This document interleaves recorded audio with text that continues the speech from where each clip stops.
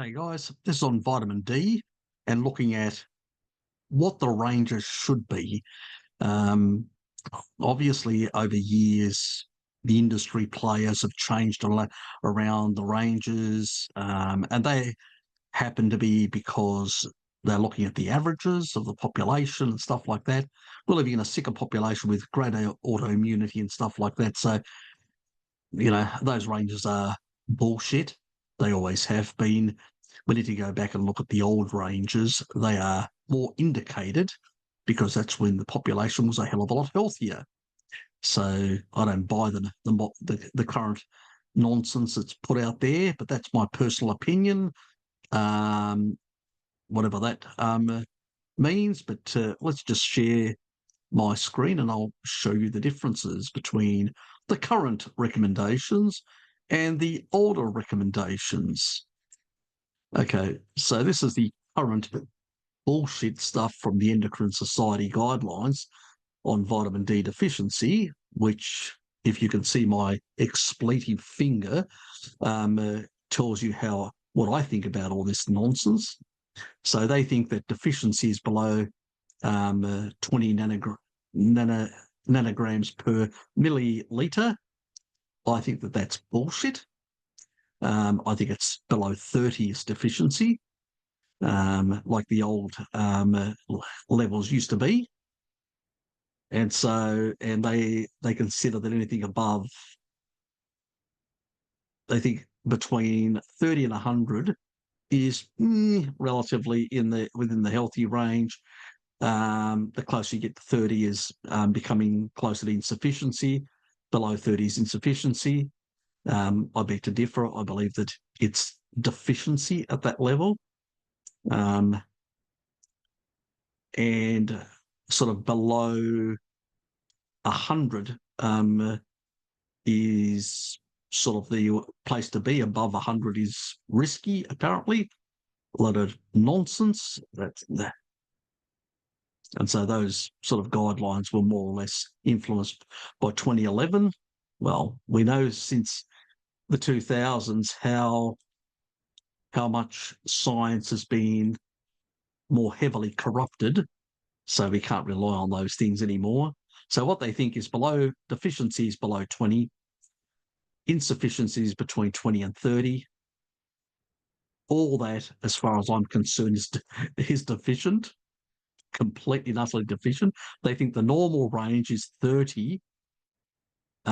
Pretty much in my book, that is not the case. I would say that is insufficient. And then they think that potentially, it's an overdose if you're on between 40 and 70. Absolute nonsense. Most tribal populations are in this range. Sort of Maasai have been found to be between 43 to about 60 odd, depending. So complete and utter nonsense in that regard. And they consider that over 150 is toxic. Too much vitamin D has the potential risk of kidney stones and high calcium. Nah, not really. That's more nonsense, a different day to state that. There is no research showing that. It's a whole lot of bullshit as far as I'm concerned. But it's the regular sort of stuff that's pouted out there because, industry doesn't want you to have a good level of vitamin D, because vitamin D is very important for the immune system. It produces stem cells for the immune system in the bone marrow when there's sufficient vitamin D in the system. And it's actually been shown to be very important to have good vitamin D levels for cancer and cardiovascular disease and a whole lot of other ailments, autoimmune disease and all that. I wonder why there's an explosion of cancers, autoimmune disease and all that, and we've got a weaker and more problematic immune system. One, we're not eating species appropriately, but also vitamin D levels are problematic in the range that they are. So my sort of view towards the Endocrine Society is the royal finger is pretty much what I believe with their sort of views. I'm not even going to look. Now let's look at the old standards that used to be the standards that people used to follow. Anything below 30 nanograms or 75 nanomoles per litre used to be considered deficient. Anything between 30 and 50 was considered insufficient. So they're saying 30 is deficient, and they're saying that 40 to 70 is potentially risky. And it's actually dangerous above that. Absolute nonsense. These were the standards when people were healthier in the 50s and 60s and 70s, which they're way healthier than they are today. You know? So how come in one generation since then, people have all of a sudden now have problems with the diet? Maybe because they're not getting enough K2, because they're not eating enough animal foods. Maybe because they're not getting enough of the other nutrients for the depleting magnesium, or they're having, so vitamin D doesn't work properly. Maybe they're actually on inappropriate diets. That's why vitamin D doesn't function properly. So it's just bullshit, all that sort of stuff. These are the old levels. So if you want, they call it optimal. I say it's within the normal range between 50 and 70. And usually we find that most people that are in the, tribal sort of things are within this range. That's where they usually find themselves, the majority of sort of tribal people. Some can be slightly below. That can be the case, especially with older people, which may not go out hunting, or, they're sort of not in the sun as much and stuff like that, especially if you've got dark skin. That can be a bit of a problem. But generally speaking, people that are getting out and getting sufficient, they're usually within that range.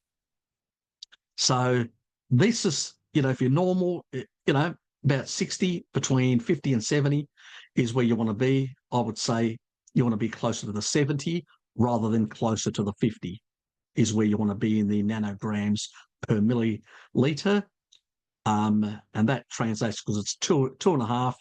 So when you're looking at, let's say, 60 times 2.5 is about 150. So if you want to be smack in the middle of that, you need to be 150 nanomoles per litre, or 60 nanograms per milliliter. Now, if you're on the other hand sick, and you need, your immune system needs to be supported to fight cancer, because the T lymphocytes are the ones that go out and kill cancer cells, those warriors, and they knock off viruses and all sorts of things. And also they fight a lot of other pathogens that potentially can cause cardiovascular disease and all sorts of other things. We need to have a good immune system. And to have a good immune system, you have to have good levels of vitamin D. So if you need to be in this range. Now, over 100 nanograms per milliliter, or 250 nanomoles per litre, is considered excessive but not toxic. Toxic is when you get close to 500 or over in terms of nanomoles, and that would translate, that comes up ever, to 200 nanograms. So if you're getting close to 200 nanograms or close to 500 nanomoles, then you're getting into the close to the toxic levels. That's where the old toxic level was. That most of the old doctors remember, not the young ones that have been indoctrinated in the new pharmaceutical bullshit, but the older doctors consider those sort of levels. Obviously, if you've got, you don't want to be those very high levels over 100. And the reason you don't want to be over these levels here, and the reason for that is because you will deplete more retinol, and you will, or and you don't need to be there unless you need for therapeutic reasons. And that's when you need to consume more, nutrient dense foods as well, because you're actually trying to heal yourself. So there's a time and a space when you can use more nutrition in terms of macronutrients and micronutrients and stuff like that, synergistically with vitamin D and stuff like that. So there is a time and a space and all that. We can go out in the sun and stay out in the sun for a certain period of time and actually build up to 20,000 IUs. Now, I only recommend 5,000 IUs in winter as a supplemental thing, but we can actually, but that's sort of a more water soluble form of vitamin D called vitamin D sulfate, which is slightly different. There is a component of that will be stored and converted into the fat soluble form, and there's a component that will actually be excreted if there's too much. So the body can regulate that far more than one from the sun. I tend to say to people, get about 5,000 IUs in the winter months and all that, maybe a bit more until you get to, if you want to try and get to therapeutic, closer to 10,000 for a period of time, because your body will use it. But also you need to get slightly, you may have to take a bit of cod liver oil, which is the Rosita one, which is one that's actually a hell of a lot safer, and be third-party tested for aldehydes, primary and secondary oxidative products. And so I wouldn't recommend any other one other than that one, which is produced at a much better quality. It is a bit more pricier, but it's only required if you've got these sort of cases where you do need a bit more retinol, you do need a bit more vitamin D to deal to strengthen the immune system to fight off some of these diseases. That's different. For the rest of us, a couple of eggs, some dairy fat and some animal fats will give us most of the stuff that we need. Maybe the occasional once a fortnight, a bit of liver, a small little bit, may be okay for just like a multivitamin, not excessive, like 1 ounce or 2 ounces or something like that. Is probably all most people need, depending on how many eggs. I usually have about 6 eggs a day, and I'll have a bit of, goose or chicken liver pate occasionally once a fortnight. So I don't even buy any liver anymore. I just have a bit of pate and a bit more eggs to get my retinol. So that's how I do it. So it's uncomplicated. But the reality is that the old information about where the level should be is just nonsense. It's absolutely nonsense. And it's really designed to keep you in the pharmaceutical system because they don't want you healing. Remember when Luke Gear, the guy that actually comes on my live streams, a young fellow from Brazil, what did he do? He went carnivore. He had Hashimoto's thyroiditis. He went carnivore, got his vitamin D levels up to the top of the normal range, and guess what happened? It all went away. Plus, for the first time, he was exercising less now and not as hard, and he was building more muscle than before when he had Hashimoto's thyroiditis. So he healed himself. If you want to deal with autoimmunity, the carnivore diet is indicated in terms of the nutrition and the vitamin D in terms of the important hormone the vitamin D is in healing and supporting the immune system. The last thing we want to do is be in this range, in insufficient range. We're not going to heal anything at that range. We're not going to support our immune system enough at that range. And maybe that's why they want us in that range and telling us that between 40 and 70 is potentially risky. Yeah, potentially risky to their profits, you mean? That's what they mean, that it's potentially risky too. So you've got to be very careful, because a lot of the ranges that they've actually done have been changed, and they've been changed deliberately, either because they're to support a carb-centric model.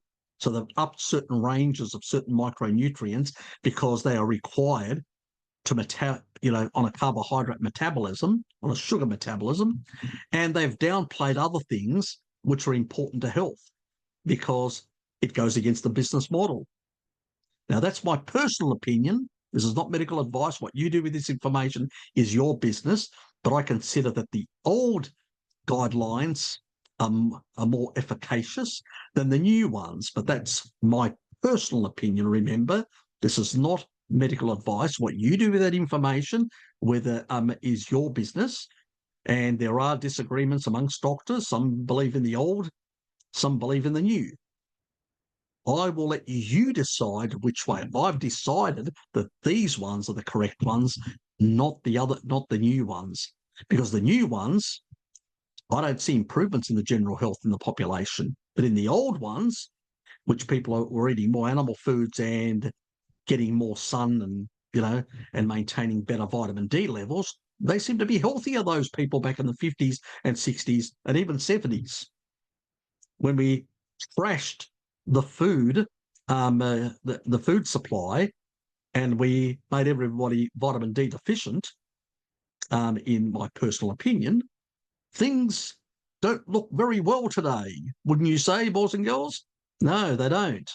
And so this is Ted's recommendation as well. He agrees with the old farts of the 50s and 60s, and so do I. Because I'm a fossil, a paleo fossil, and this is my paleo fossil opinion. So yeah, unfortunately, the guidelines out there that are being pushed, I would say, are not indicated based on the historical evidence of where people have been and what people have seen. And there is research showing quite clearly that good vitamin D status is really helpful.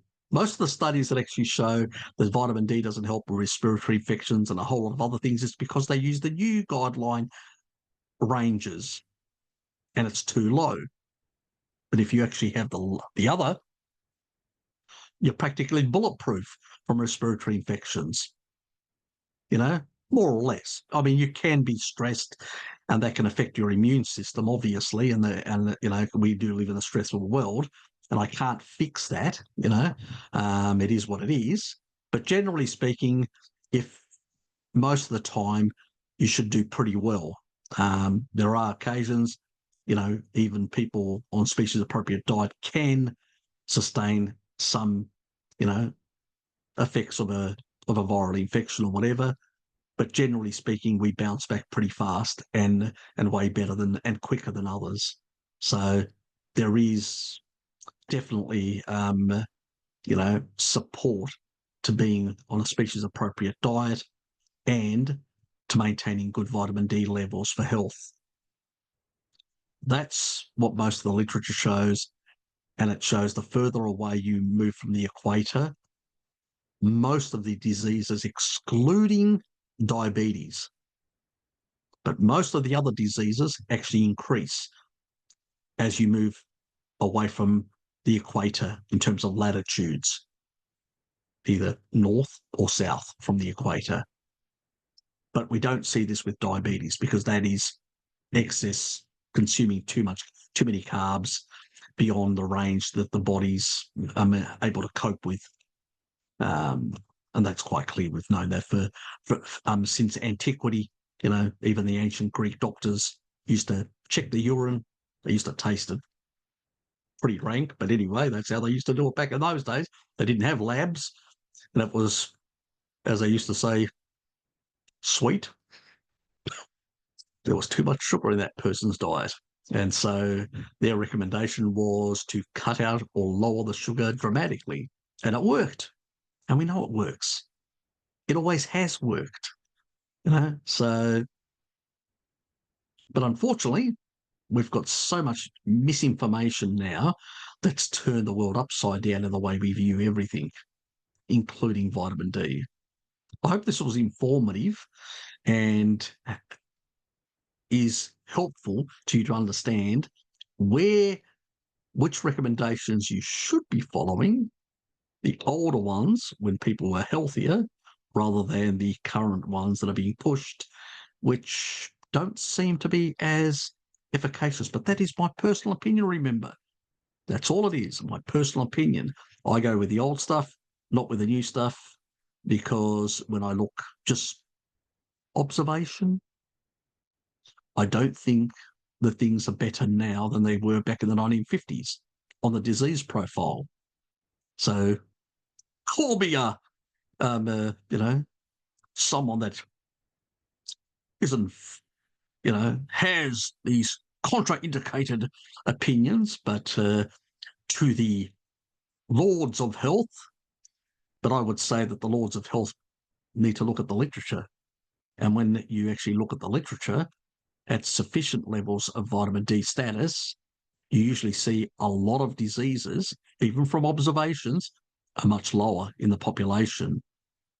So, who's following the right science or scientism of the experts?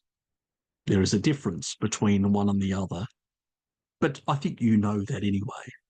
You're smart people because you're my subscribers. That's why. Anyway, hope you enjoyed it. See yous.